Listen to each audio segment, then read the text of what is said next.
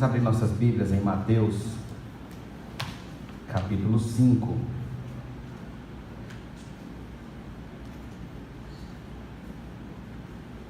Vamos ler mais uma vez dos versos 17 ao 20.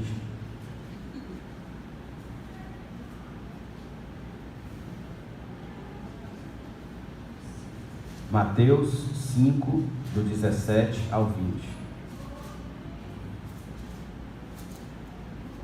Não penseis que vim revogar a lei ou os profetas. Não vim para revogar, vim para cumprir.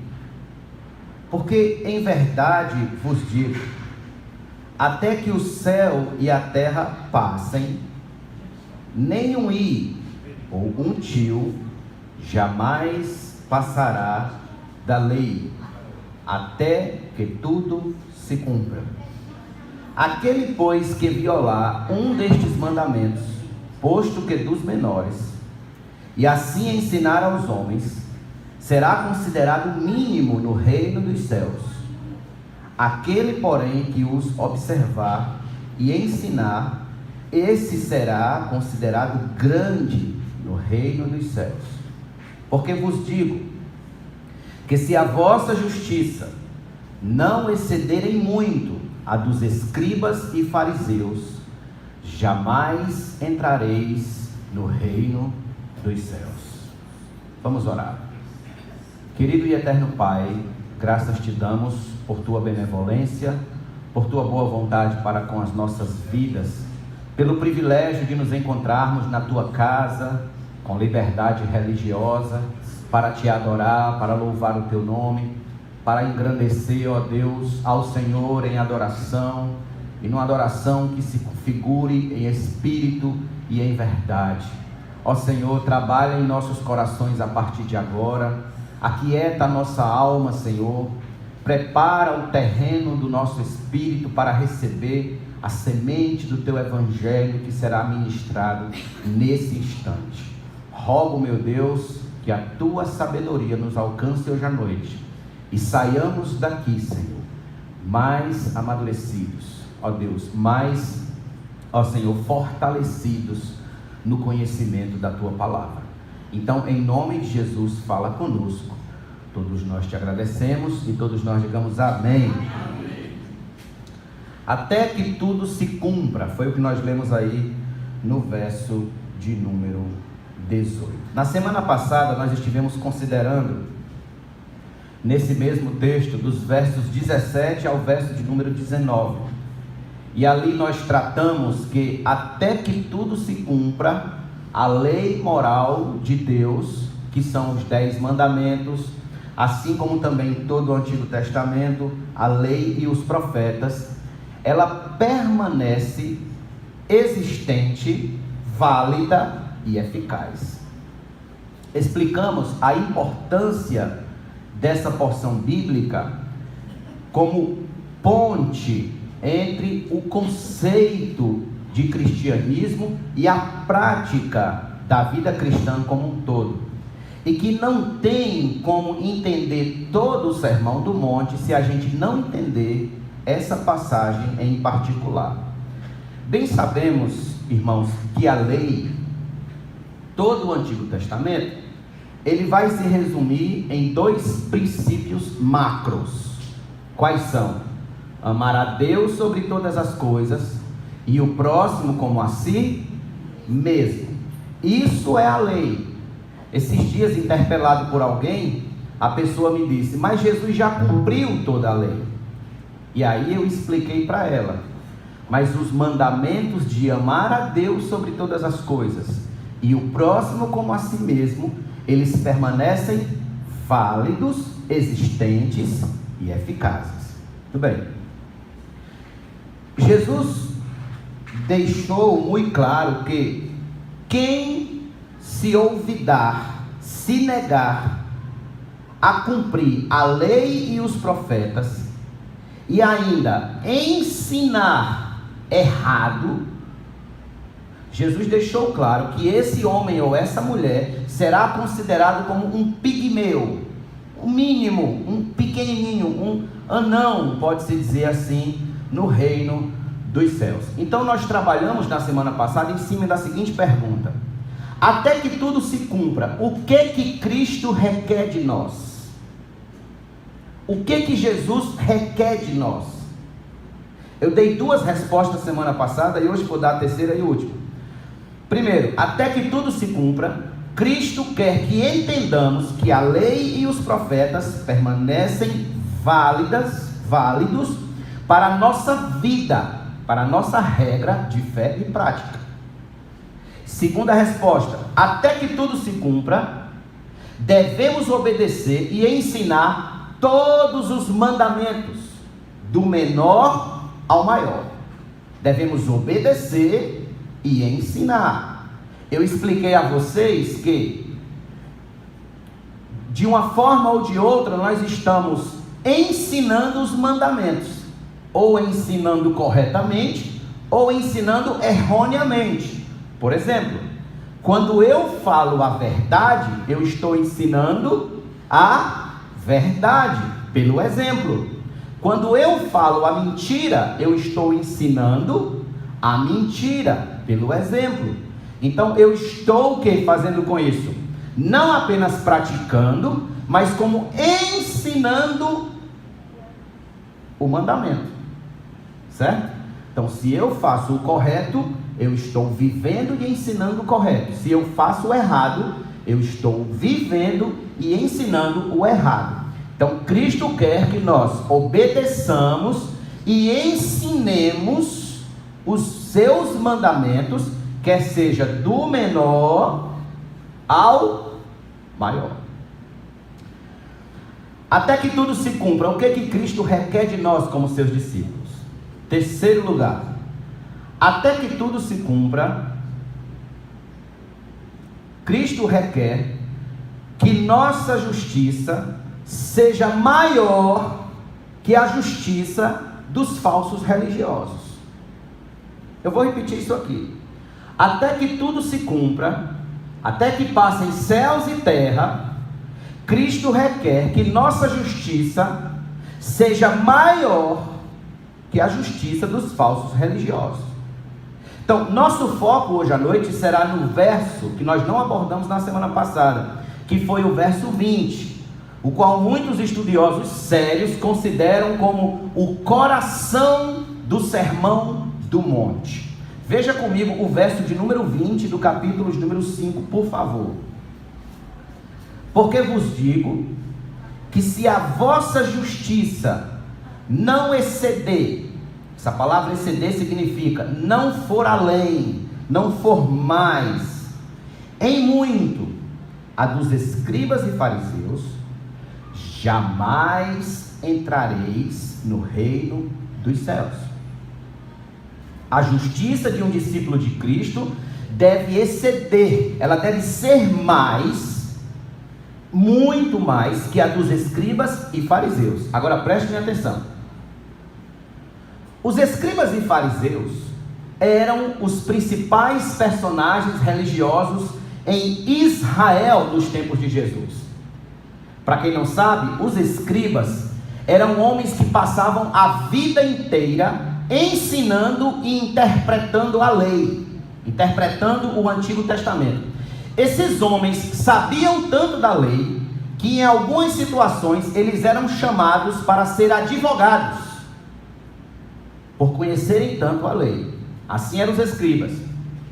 Os fariseus eram um grupo separatista. O que significa essa palavra fariseu? Fariseu significa separado, separatista. Alguém separatista, que se separa. Esse grupo formulou um código de conduta, ouça isso, ainda mais rígido que a própria lei de Moisés. Entre os fariseus também tinha muitos escribas. Esse grupo calculou que a lei tinha 248 mandamentos e 365 proibições, formando com isso 613 ordenanças a serem estritamente observadas. Dentre essas ordenanças, tinha uma que dizia que os judeus deviam jejuar 2 vezes por semana. Mas na lei de Moisés não dizia isso. Na lei de Moisés dizia que um judeu, ele devia jejuar 1 vez no ano.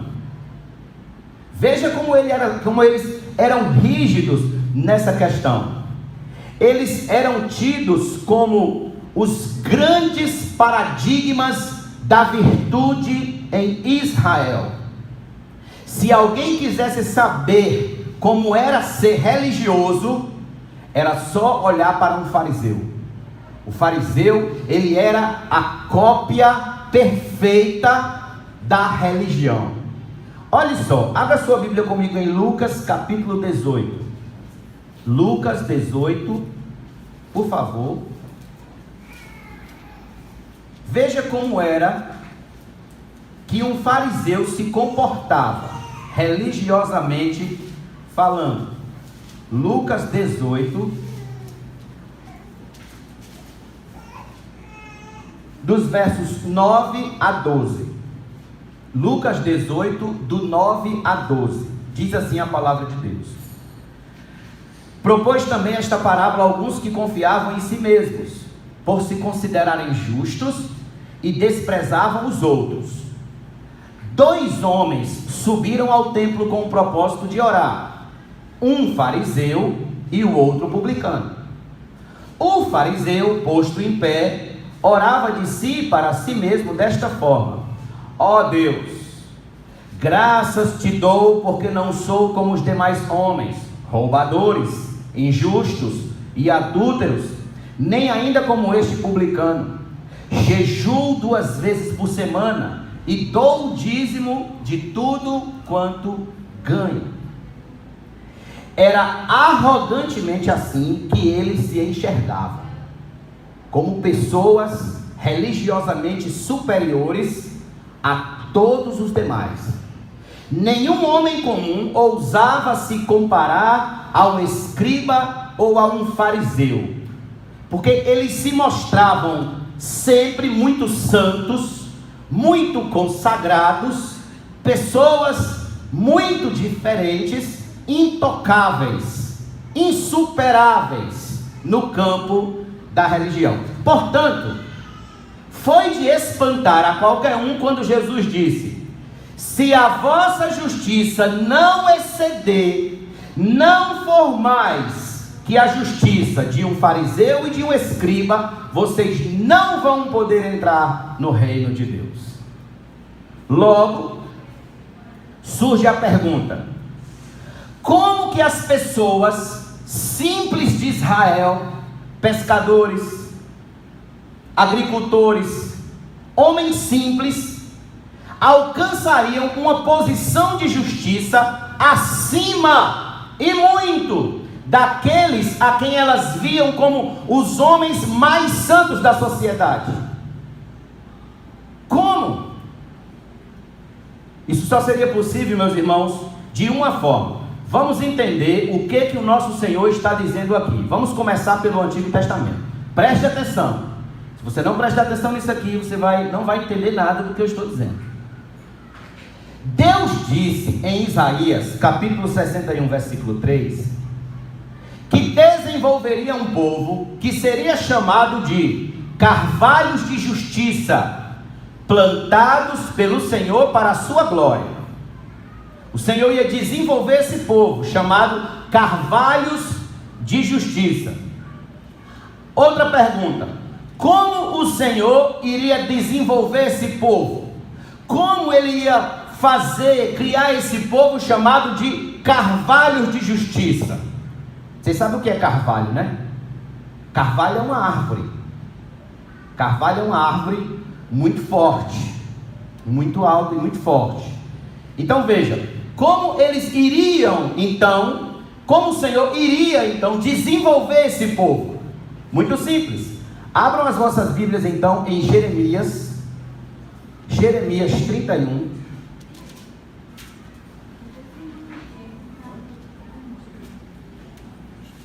Jeremias 31,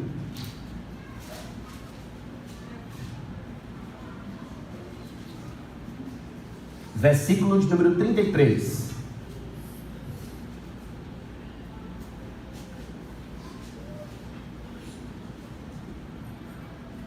Veja só como o Senhor vai desenvolver o seu povo, conhecido como carvalhos de justiça. Porque esta é a aliança que firmarei com a casa de Israel, depois daqueles dias, diz o Senhor. Olha só. Na mente lhes imprimireis as minhas leis, também no coração lhes escreverei. Eu serei o seu Deus, e eles serão o meu povo. Quem é que vai imprimir na mente do povo? Deus. Quem é que vai escrever no coração do povo as leis? Deus. Ok? Agora dê um salto aí para Ezequiel, livro do profeta Ezequiel, que é o próximo livro, Jeremias, Lamentações de Jeremias, e agora Ezequiel. Ezequiel, capítulo de número 36. Nós estamos vendo como que o Senhor prometeu desenvolver um povo, e iria desenvolver um povo chamado carvalhos de justiça. Um povo cuja identidade seria uma identidade de justiça.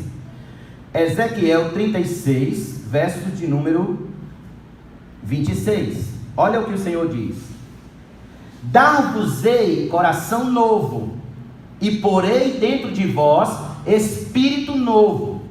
Tirarei de vós o coração de pedra, e vos darei coração de carne. Porei dentro de vós o meu espírito, e farei que andeis nos meus estatutos, guardeis os meus juízos e os observeis. Quem é que vai fazer isso no coração do homem? Deus. Deus é que vai fazer isso, que vai dar um coração novo, que vai tirar aquele coração de pedra e colocar no homem um coração de carne. Ok? Deus vai fazer isso com quem? Deus vai fazer isso com aquele a quem Ele chamar. Certo? Então vamos lá. Essa foi a profecia sobre esse povo que se chamaria carvalho de justiça. Um povo que traria no coração o Espírito de Deus e a lei de Deus. O Espírito de Deus e a lei de Deus habitaria no coração desse povo. Quando nós chegamos no Novo Testamento, e Jesus tem um encontro com aquele homem, lá em João capítulo 3, aquele homem chamado Nicodemos, aí Jesus diz para Nicodemos o que é necessário que aconteça com um homem para que ele tenha acesso, para que ele entre no reino de Deus. Eu faço questão que você abra a sua Bíblia em João capítulo 3 e veja comigo o que Jesus disse a Nicodemos no versículo número 33. João 3, 33. Então Deus prometeu no Antigo Testamento dar um coração de carne, remover o coração de pedra, escrever no coração do homem, na sua mente, as suas leis e os seus estatutos, pôr no homem o seu espírito. Então de que forma é que isso vai acontecer? João 3, versículo 3. A isto respondeu Jesus: em verdade te digo, que se alguém não nascer de novo, não pode ver o reino de Deus. Não pode ver. Esta, portanto, meus amados ouvintes, é uma obra que só Deus pode realizar no coração de um homem ou de uma mulher. Só Ele pode colocar seu espírito e sua lei dentro do nosso coração. Só Ele pode fazer com que a gente nasça de novo, com que a gente seja nova criatura. Essa transformação é o que nós chamamos de regeneração. É algo que só Deus pode fazer, só Deus pode realizar. Pois bem, sem essa transformação do coração, nenhum homem na face da terra poderá exercer uma justiça que exceda a dos escribas e fariseus, a dos falsos religiosos. Se esse homem e essa mulher não nascer de novo, ele jamais vai poder exercer uma justiça que vá além da que os falsos religiosos mostram externa. John Stott, um comentarista bíblico, ele disse: a justiça do cristão é maior do que a justiça dos fariseus. Por quê? É mais profunda, porque é uma justiça que vem do coração, que vem de dentro. Então ouça, justiça aqui são os atos de obediência à lei, movidos pela motivação correta no coração. Eu vou repetir isso aqui. Justiça, aqui nesse texto, são os atos de obediência à lei, movidos pela motivação correta no coração. É o que nós podemos chamar de justiça ativa, ou seja, uma conduta como reflexo de coração transformado pela graça de Deus. Por exemplo, aquele homem era um determinado indivíduo que vivia a roubar o que era alheio. Então a graça de Deus veio, alcançou aquele homem, tirou aquele coração perverso de dentro dele, colocou dentro dele um coração de carne, e aquele homem então passou a obedecer os mandamentos de Deus, e agora ele não mais rouba, ele agora obedece os mandamentos de Deus com uma motivação correta. A glória de Deus, não desagradar a Deus, não desobedecer a Deus. É uma justiça ativa, é uma justiça que age, é uma justiça que reage à vida. Daí, meus irmãos, a única justiça que pode exceder em muito a dos escribas e fariseus é a praticada pelo cristão, ou seja, aquele indivíduo, aquele homem, aquela mulher que nasceu de novo. E aqui está a nossa esperança. Porque se Deus não nos fizesse nascer de novo, nós jamais excederíamos a justiça dos escribas e fariseus, e jamais entraríamos no reino dos céus, e estaríamos perdidos para sempre. A esperança é que Deus vem até nós e nos faz nascer de novo, e nós podemos sorrir por essa razão, podemos ser felizes, porque por essa razão nós não ficamos fora do reino de Deus. É o estado do meu interior que dirá se minha justiça excede ou não a dos falsos religiosos. Por quê? Porque Deus vê o coração. Os fariseus, irmãos, eram homens que valorizavam muito as externalidades, valorizavam muito o que é externo, certo? Viviam um verdadeiro teatro religioso, um verdadeiro teatro. Não comiam sem lavar as mãos, oravam nas praças para que todo mundo visse, desfiguravam o rosto, aquele rosto de tristeza, para mostrar que estavam jejuando, davam esmolas publicamente para mostrar que eles faziam bem a todos. Porém, tudo isso não passava de teatro, não passava de uma religiosidade falsa. É tanto que Jesus disse, sabe o que para eles? Abra sua Bíblia em Marcos capítulo número 7, por favor. Marcos capítulo 7. Olha o que Jesus disse para eles.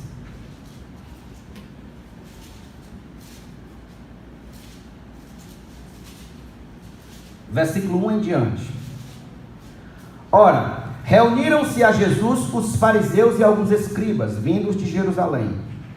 E vendo que alguns dos discípulos dele comiam pão com as mãos impuras, isto é, por lavar, pois os fariseus e todos os judeus, observando a tradição dos anciãos, não comem sem lavar cuidadosamente as mãos, quando voltam da praça não comem sem se aspergirem, e há muitas outras coisas que receberam para observar, como a lavagem de copos, jarros e vasos de metal e camas.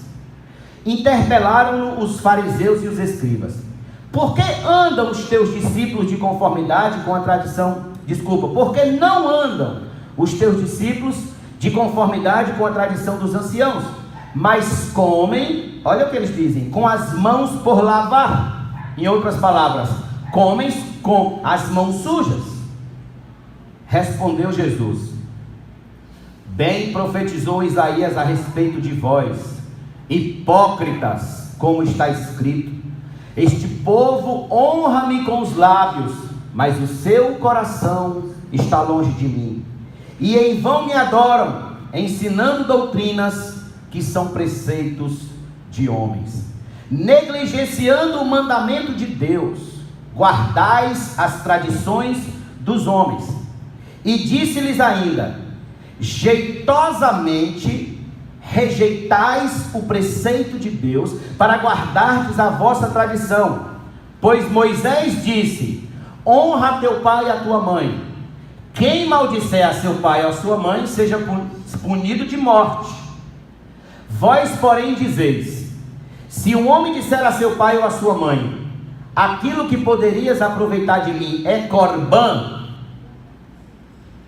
isto é, oferta para o Senhor, então o dispensais de fazer qualquer coisa em favor de seu pai ou de sua mãe, invalidando a palavra de Deus pela vossa própria tradição, que vós mesmos transmitistes, e fazeis muitas outras coisas semelhantes.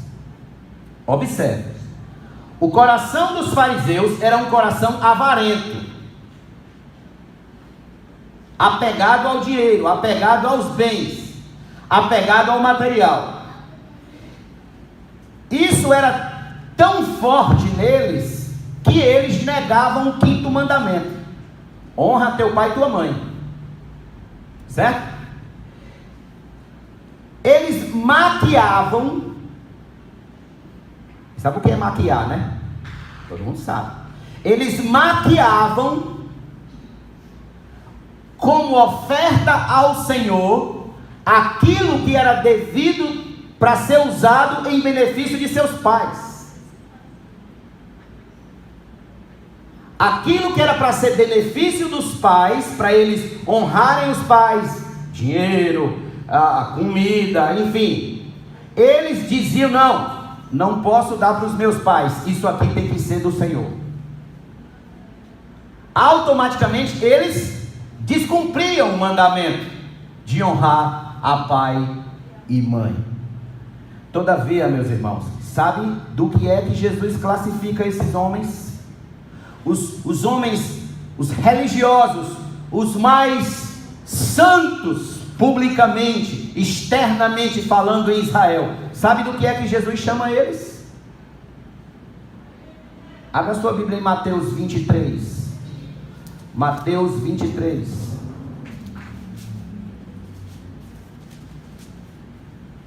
Versos de número 1 a 4. E depois versos de número 27. Mateus 23. Então falou Jesus às multidões e aos seus discípulos. Olha o que Jesus disse: na cadeira de Moisés se assentaram os escribas e os fariseus. Fazei e guardai, pois, tudo quanto eles vos disserem.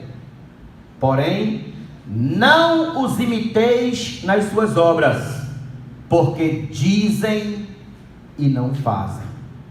Atam fardos pesados e difíceis de carregar, e os põem sobre os ombros dos homens. Entretanto, eles mesmos nem com o dedo querem movê-los. Agora veja o verso de número 27. Olha o que Jesus disse deles: ai de vós, escribas e fariseus, hipócritas, porque sois semelhantes aos sepulcros caiados, que por fora se mostram belos, mas interiormente estão cheios de ossos mortos e de toda imundícia. Por fora, ninguém negava que eles eram santos. Por fora, ninguém negava que eles eram perfeitos. Por fora, ninguém dizia que eles desobedeciam os mandamentos de Deus. mas por dentro era puro engano, embusteiros religiosos, sepulcros caiados, lobos em pele de cordeiros, hipócritas, falsos, mentirosos. Pois bem, Jesus está dizendo que se a nossa justiça não exceder em muito a desses falsos religiosos, não entraremos no reino dos céus.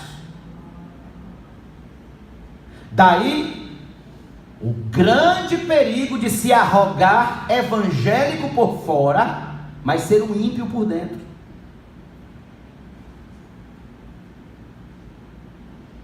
É um grande risco dizer que, por ser evangélico, eu sou melhor do que A ou B. Porque se isso não for verdade, eu estou só amontoando condenação sobre a minha cabeça. Se eu me arrogo de evangélico e digo que sou melhor do que A ou B, e isso não é verdade, eu estou só encostando aqui o material da minha condenação. Eu estou só amontoando problemas na eternidade para mim. Meus amados irmãos, creio eu que um dos motivos porque a igreja é tão achincalhada lá fora, é tão zombada, tão menosprezada, tão rejeitada, é porque ela nutre em seu seio homens e mulheres que por fora são tidos como evangélicos, mas por dentro seus corações nunca foram transformados, nunca foram regenerados, nunca nasceram de novo. Corações mundanos, cheios de carnalidades, amantes dos prazeres, linguagem imoral, comportamento indecente, ávidos por fama, por dinheiro, por sexo, poder, influência. Gente que enfileira as trincheiras da igreja, mas o coração está a serviço do diabo, do inimigo de nossas almas. Homens que não nasceram de novo, homens que ocupam posição de destaque, mas que nunca experimentaram o impacto da graça de Deus em suas almas. Santos por fora, mas demônios por dentro. Se tudo o que Jesus disse, o que Jesus denunciou nos escribas e fariseus, se tudo o que Jesus denunciou neles pudesse ser denunciado de nós também, isso prova que nós não nascemos de novo. Isso prova que nós não somos filhos do reino dos céus. Em outras palavras, deixa eu ser mais claro. Se a nossa justiça, se a nossa vida, se a nossa conduta, se a nossa santidade não excederem muito a das testemunhas de Jeová, não excederem muito a dos adventistas do sétimo dia, se a nossa justiça não for maior que a dos mormons, não for maior que a dos budistas, que a dos os islâmicos, os muçulmanos, não for maior que a dos espíritas, não for maior do que a dos católicos, não for maior do que a dos ateus, nós não podemos entrar no reino dos céus. Então a gente olha para essas seitas cristãs e a gente vê um povo compromissado com o engano, compromissado com a mentira, compromissado com o que é falso. Se o nosso compromisso com o reino de Deus não for maior que o compromisso deles com o reino do engano, nós não entraremos no reino dos céus. Não ache que você vai morrer e só porque você morreu virou bonzinho, não. Isso não garante o céu para ninguém, absolutamente para ninguém. Isso é desesperador. Não acho. Na sociedade moderna, assista os programas policiais e você vai ver que está lá gente morrendo diariamente. E depois que morre, parece que vira, morreu, pronto, tem direito ao céu. Não, a morte não dá direito ao céu. A única garantia que nós temos ao céu é o sangue de Cristo. é nos confiarmos no sangue de Cristo. Se a nossa justiça não excede a dos falsos profetas, isso prova que nós não nascemos de novo, não fomos feitos novas criaturas, sendo que o único meio que temos para entrar no maravilhoso reino de Deus é sendo transformado na alma, fazendo parte de um povo cujo nome é Carvalhos de Justiça. Em Romanos 14:17, Paulo disse: porque o reino de Deus não é comida nem bebida, mas justiça e paz e alegria no Espírito Santo. Observe, muitos são os que correm para cima e para baixo, para cima e para baixo, para cima e para baixo, em igrejas, achando que o reino de Deus é comida e bebida, que o reino de Deus é carro novo e casa nova, que o reino de Deus é saúde e dinheiro, que o reino de Deus é poder e influência, quando não. O reino de Deus é justiça. E o que é justiça? É uma vida vivida em santidade, é uma vida vivida no centro da vontade de Deus. Me responda. Aliás, responda para você mesmo: sua vida está no centro da vontade de Deus? Sua vida está marcada no centro da vontade de Deus, ou você está fora do centro da vontade de Deus? O grande sinal de que faço parte do reino de Deus é pela espécie de santidade que se pode perceber na minha vida. Eu falo sobre espécie de santidade exatamente porque há uma forma correta de se viver para Deus, ou seja, uma santidade gerada no coração, como eu disse há pouco, porque Deus vê o coração.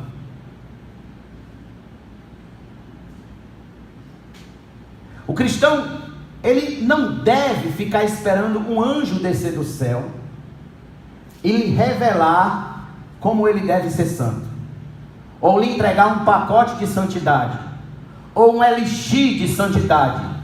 Tome esse elixir e a partir de agora você vai ser um homem santo ou uma mulher santa. Não! Isso já está escrito na palavra. O cristão, ele sabe o que deve fazer, como deve fazer e viver para agradar a Deus. E uma vez que você estiver dentro do reino de Deus, constantemente examine seu coração. Como Paulo disse em 1 Coríntios: examine-se, pois, o homem a si mesmo. Então, estando no reino de Deus, pergunto: você está no reino de Deus? Você já entrou no reino de Deus? Você já faz parte do reino de Deus? Então ouça: examine seu coração constantemente, as intenções dele, as intenções do seu íntimo, a fim de nós não nos encontrarmos entre aqueles que um dia ouvirão da parte de Jesus as surpreendentes palavras. Que palavras foram essas? Abra sua Bíblia comigo em Mateus capítulo 7. Mateus capítulo 7, verso de número 21 e 22 a 23.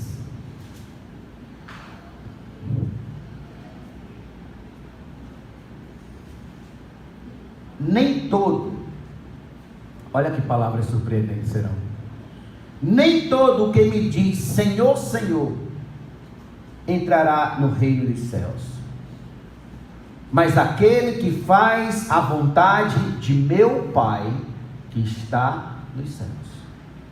Muitos naquele dia hão de dizer-me: Senhor, Senhor, porventura não temos nós profetizado em teu nome, e em teu nome não expelimos demônios, e em teu nome não fizemos muitos milagres?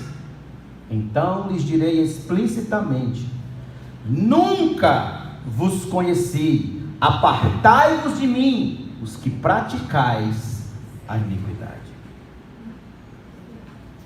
Infelizmente, muitos irão ouvir essas palavras, serão surpreendidos pelo pavor do inferno como último destino de suas almas, e estarão lá para sempre. Ninguém é obrigado a ir para o inferno. Eu vou repetir isso aqui. Ninguém é obrigado a ir para o inferno. Portanto, analisemos nosso coração nesse particular. Saibamos que, fora do reino de Deus, a única coisa que lhe resta é o inferno. Fora da presença de Cristo, ouça isso, amigo e amiga, o que lhe resta é o inferno. Eu digo isso porque, a partir de domingo que vem, do verso 21 em diante, ficará mais claro ainda o como anda a nossa justiça, a nossa santidade diante de Deus e dos homens, se ela excede a dos escribas ou não.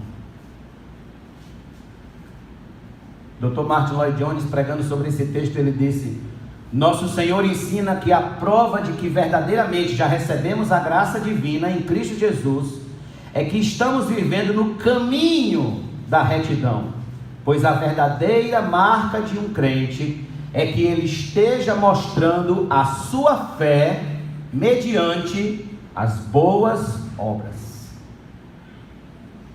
Fé e boas obras são as evidências que você nasceu de novo, são as evidências de que você pertence ao reino dos céus.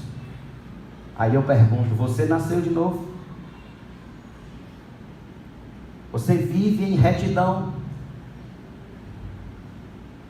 Você é marcado por uma vida de fé cheia de boas obras? Permitam-me mais uma vez citar um grande homem da história da igreja chamado William Tyndale. William Tyndale disse: haverá na igreja uma descendência carnal e uma descendência espiritual de Abraão, um Caim e um Abel, um Ismael e um Isaque, um Esaú e um Jacó. Como já disse, uma grande multidão deles são chamados, um pequeno rebanho apenas deles são eleitos e escolhidos. Muitos são chamados, muitos, mas poucos escolhidos. Pergunto a você, responda para você mesmo: é a sua alma que está em jogo? É a sua vida eterna que está em jogo? Responda: a que grupo você pertence? Você pertence à multidão dos chamados ou ao pequeno rebanho escolhido por Deus? Sua vida tem sido expressão de justiça, uma justiça que excede a dos falsos religiosos que moram na sua rua, que moram no seu bairro, que moram no nosso bairro, que trabalham perto de nós, que estudam perto de nós? A santidade na sua conduta, na sua prática existencial, no seu falar, no seu vestir, no seu trabalhar, no seu andar, na maneira como você se comporta, na maneira como você lida com seus pais, com seu marido, com sua mãe, com seus filhos, com seu patrão. Nossa justiça precisa exceder em muito a dos escribas e fariseus. Em muito. Analise seu coração. E eu encerro dizendo que, sem isso, sem que a nossa justiça exceda em muito a dos falsos religiosos, nós não poderemos entrar no reino de Deus.